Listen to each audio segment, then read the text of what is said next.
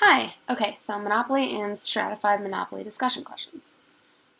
What happened in general at your board?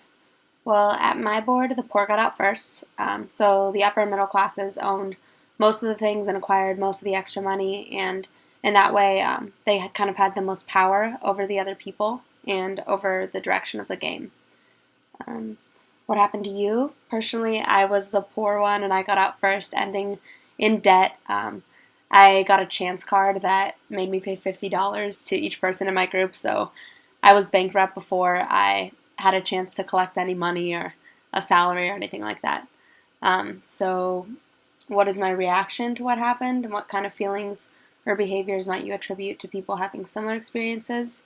Coming from the poor perspective, it felt really unfair because it was extra difficult to be successful coming from a lower class, since I kind of had much less to begin with, but I still had to pay the same fees and had to pay taxes just like everyone else did. Um, what trends did you see in terms of upward or downward social mobility? There wasn't really any social mobility for any of the classes. Most of the players did have like a net increase in the amount of money. Like they had more money at the end of the game than they had at the beginning, but it definitely wasn't enough to push them up to the next highest class according to those numbers that we had on the sheet. Were any class alliances formed, and did I see any class conflict or class warfare? None of the classes formed any alliances, but I guess we just weren't that clever.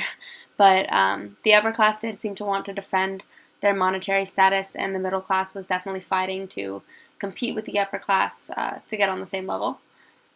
Um, what does this tell us about a classless society or about elite deviance? What this tells me is that we don't actually have a classless society, and that really can't exist due to people being born into families with different amounts of money to begin with, because that kind of affects you for the rest of your life. What kind of real-world institutional structures, political or social, or power relations can you see being modeled here? I would say capitalism. The upper class had the most power and freedom, while the poor had the least power. And the line drawn between the middle and working classes seems a little less distinct to me because neither of them really had much power, but the distinction is still there. And since capitalism is based on individual rights, most of the factories, technology companies, and transportation systems, things like that are owned by like a small minority of people with a lot of money, and then the majority of people just work under those companies, basically selling their labor, which just increases the wealth of the companies and the minority of people who own them.